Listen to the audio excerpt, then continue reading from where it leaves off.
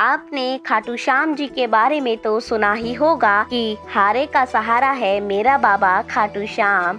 पर क्या आप जानते हैं कौन है खाटू श्याम, क्या है इनके अस्तित्व की कहानी? आइए जानते हैं। नमस्ते दोस्तों, स्वागत है आपका श्री भक्ति में।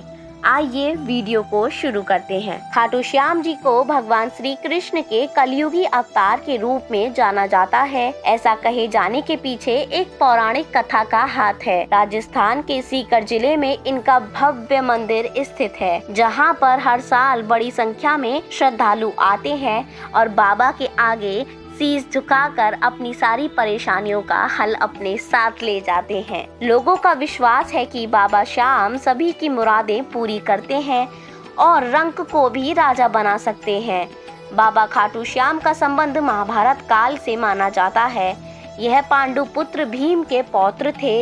ऐसी कथा है कि खाटू श्याम की अपार शक्ति और क्षमता से प्रभावित होकर श्री कृष्ण ने इन्हें कलयुग में अपने नाम से पूजे जाने का वरदान दिया। लाक्षागृह की घटना में प्राण बचाकर वन वन भटकते पांडवों की मुलाकात हिडिंबा नाम की राक्षसी से हुई। यह भीम को पति रूप में प्राप्त करना चाहती थी। माता कुंती की आज्ञा से भीम और हिडिंबा का विवाह हुआ, जिससे घटोत्कच का जन्म हुआ। घटोत्कच का पुत्र हुआ बर्बरीक, जो अपने पिता से भी अधिक शक्तिशाली और मायावी था। बर्बरीक देवी जी का उपासक था। देवी के वरदान से उसे 3 दिव्य बाण प्राप्त हुए थे, जो अपने लक्ष्य को भेद कर वापस लौट आते थे।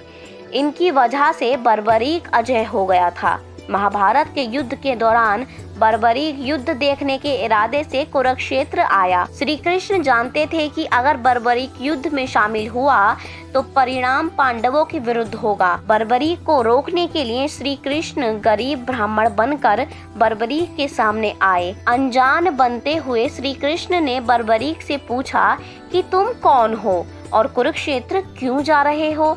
जवाब में बर्बरीक ने कहा कि वह एक दानी योद्धा है, जो अपने एक बाण से ही महाभारत युद्ध का निर्णय कर सकता है।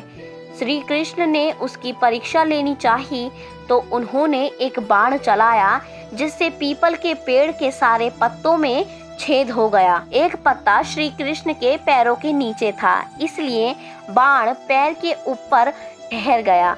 श्री कृष्ण बर्बरीक की क्षमता से हैरान थे और किसी भी तरह से उसे युद्ध में भाग लेने से रोकना चाहते थे। इसके लिए श्री कृष्ण ने बर्बरीक से कहा, तुम तो बड़े पराक्रमी हो, मुझ गरीब को कुछ दान नहीं दोगे? बर्बरीक ने जब दान मांगने के लिए कहा तो श्री कृष्ण ने बर्बरीक से उनका शीश मांग लिया। बर्बरीक समझ गया कि यह ब्राह्मण नहीं कोई और है और वास्तविक परिचय देने के लिए कहा। श्री कृष्ण ने अपना वास्तविक परिचय दिया तो बर्बरीक ने खुशी खुशी शीश दान देकर अपने आप को सौभाग्यवान माना। रात भर भजन पूजन कर फाल्गुन शुक्ल द्वादशी को स्नान पूजा करके बर्बरीक ने अपने हाथ से अपना शीश श्री कृष्ण को दान कर दिया। शीश दान से पहले बर्बरीक ने श्री कृष्ण से युद्ध देखने की इच्छा जताई थी, इसीलिए श्री कृष्ण ने बर्बरीक के कटे शीश को युद्ध अवलोकन के लिए एक ऊंचे स्थान पर स्थापित कर दिया। युद्ध में विजयश्री प्राप्त होने पर पांडव विजय का श्रेय लेने हेतु वाद विवाद कर रहे थे। तब श्री कृष्ण ने कहा कि इसका निर्णय बर्बरीक का शीश कर सकता है। बर्बरीक के शीश ने बताया कि युद्ध में श्री कृष्ण का सुदर्शन चक्र चल रहा था, जिससे कटे हुए वृक्ष की तरह योद्धा रणभूमि में गिर रहे थे। द्रौपदी महाकाली के रूप में रक्तपान कर रही थी। श्री कृष्ण ने प्रसन्न होकर बर्बरीक के उस कटे सिर को वरदान दिया कि कलयुग में तुम मेरे श्याम नाम से पूजित होगे।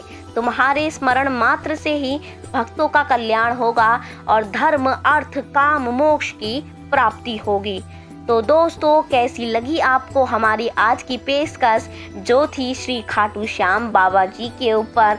अगर अच्छी लगी हो तो वीडियो को लाइक करें और चैनल को भी सब्सक्राइब करें और अपने दोस्तों को भी श्री खाटू श्याम जी की इस कहानी को शेयर कीजिए, ताकि वह भी खाटू श्याम जी के बारे में ढेरों कहानियाँ जान सके।